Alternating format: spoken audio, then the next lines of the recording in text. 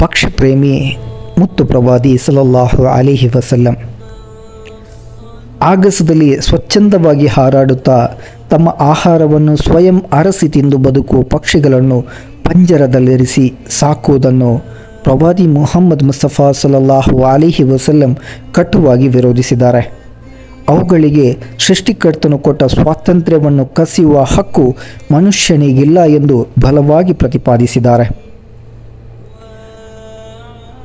ನೀವು ಸಾಧ್ಯವಾದಷ್ಟು ಹಸಿರು ಪರಿಸರವನ್ನು ಉಳಿಸಿರಿ. ಯಾವುದಾದರೂ ಮರವನ್ನು ಕಡಿಯಲೇಬೇಕಾದಂತಹ ಅನಿವಾರ್ಯತೆ ಉಂಟಾದರೆ ಏಕಾಏಕಿ ಇಡೀ ಮರವನ್ನು ಕಡಿಯಬೇಡಿ. ಮೊದಲ ದಿನ ಮರದ ಒಂದೆರಡು ಚಿಕ್ಕ ಪುಟ್ಟ ಗೆಲ್ಲುಗಳನ್ನು ಮಾತ್ರ ಕಡಿಯಿರಿ. ಕಡಿಯುವಾಗಲೂ ಆ ಗೆಲ್ಲುಗಳಲ್ಲಿ ಯಾವುದೇ ಹಕ್ಕಿಗಳ ಗೂಡುಗಳಿಲ್ಲ ಎನ್ನುವುದನ್ನು ಖಚಿತಪಡಿಸಿ.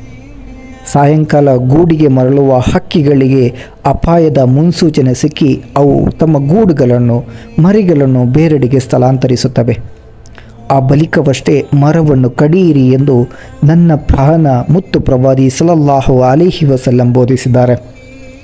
ನೋಡಿ, ಇಷ್ಟು ಸೂಕ್ಷ್ಮವಾಗಿ ಪಕ್ಷಿಗಳ ಬದುಕುವ ಹಕ್ಕನ್ನು ಪ್ರತಿಪಾದಿಸಿದ ಇನ್ನೊಬ್ಬ ಪಕ್ಷಿ ಪ್ರೇಮಿಯನ್ನು ಇತಿಹಾಸದಲ್ಲೇ ತೋರಿಸಲು ಸಾಧ್ಯವಿಲ್ಲ.